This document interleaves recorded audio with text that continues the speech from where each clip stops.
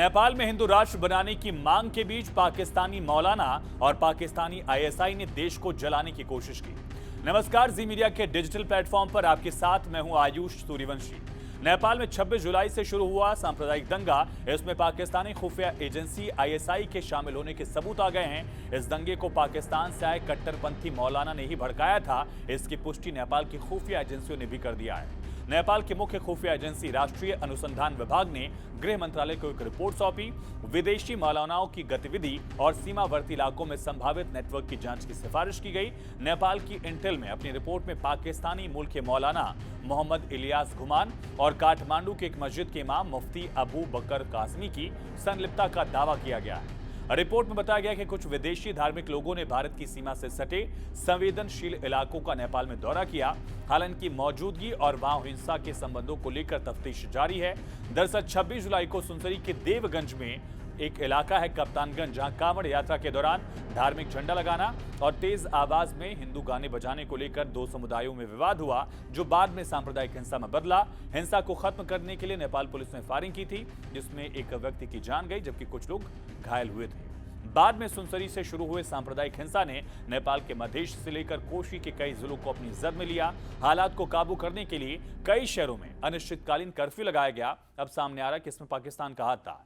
नेपाल के तमाम जवानों को तैनात किया गया था। प्रधानमंत्री बालन शाह ने शांति की अपील की थी। गृहमंत्री सुदन गुरुंग ने कई इलाकों का दौरा कर हिंदू संगठनों के साथ 13 सूत्री समझौता भी किया और नेपाल में मदरसों की जांच के आदेश भी दिए गए हैं। ऐसा दावा है कि भारत के बॉर्डर पर ऐसे मदरसों की संख्या नेपाल में अचानक बढ़ गई है और पाकिस्तानी खुफिया एजेंसी आईएसआई लंबे समय से इंडो नेपाल बॉर्डर एरियाज में एक्टिव है।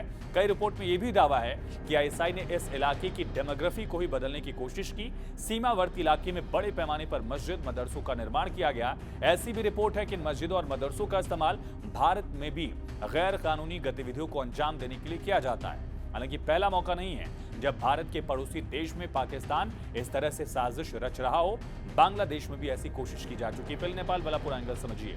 जो भारत से सटा हुआ पूरा बॉर्डर है, उसे खास करके मधेश का एरिया जो यूपी बिहार से बॉर्डर लगा हुआ है, उन जिलों में अचानक से मदरसों की संख्या तेजी से बढ़ी है। नेपाल वाली साइड में भी और कुछ जगहों पर उत्तर प्रदेश में भी इस तरह की रिपोर्ट सामने आई थी कि यूपी के भी कुछ हिस्सों में नेपाल बॉर्डर पर अचानक से अवैध मदरसों की संख्या बढ़ी, जिसको लेकर यूपी सरकार ने जांच पड़ताल के आदेश दिए थे और एक्शन भी हुआ था। इसी तरह से नेपाल बॉर्डर में भी मदरसों की संख्या बढ़ी थी। अब सामने आ रहा है कि पाकिस्तान की खुफिया एजेंसी आईएसआई के इशारे पर एक मौलाना ने इन मदरसों के जरिए नेपाल वाले हिस्से में माहौल खराब करने का प्रयास किया और उसका असर क्या हुआ ये हमने देखा। जहां हिंदू कांवड़ यात्रा लेकर निकल रहे थे और वहां पर गाना बजाने को लेकर विवाद होता है, मारपीट हो जाती है और खूब नारेबाजी की जाती है, सांप्रदायिक हिंसा हो जाती है। और ऐसा पहला मौका नहीं है।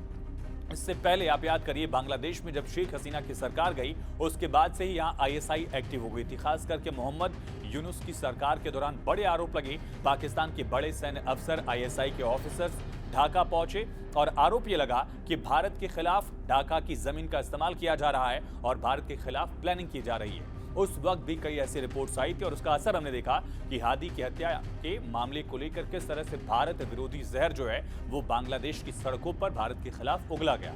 आजादी के नारे भारत के खिलाफ लगाए गए और उस धरती पर लगाए गए जिसकी आजादी ही भारत की बलबूते पर ही सुनिश्चित हो पाई थी 1971 के बांग्लादेश लिबरेशन वॉर में। इसके बाद अब आईएसआई एक्टिव हो गई है नेपाल में, यानी आईएसआई भारत को अलग अलग फ्रंट पर पाकिस्तान के सहारे दरअसल घेरने की कोशिश कर रही है। क्या एक नया हॉटस्पॉट इसका नेपाल बन जाएगा? फिलहाल इस वीडियो में इतना ही। बाकी तमाम खबरों के लिए आप जुड़े रहिए जी न्यूज़ के साथ।